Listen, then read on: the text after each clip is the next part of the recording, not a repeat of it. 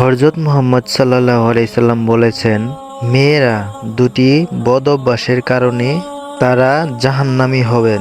তিনি যখন মেরাজে গিয়েছিলেন জান্নাত এবং জাহান্নাম দুটোই দেখেছিলেন।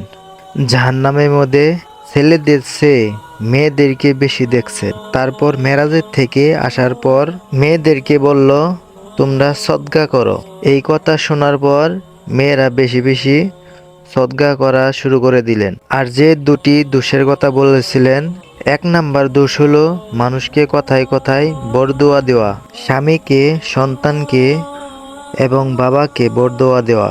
দুই নাম্বার দোষ হলো স্বামীকে অবহেলা করা, যেমন কথায় কথায় বলে যে তুমি আমাকে এই জিনিসটা দিতে পারো নাই, ওই জিনিসটা দিতে পারো নাই। এরকম অবহেলার কারণেই জাহান্নামী হবেন মেয়েরা। আশা করি কথাগুলো বুঝতে পারছেন এবং স্বামী সন্তানদের বেশি বেশি ভালোবাসবেন।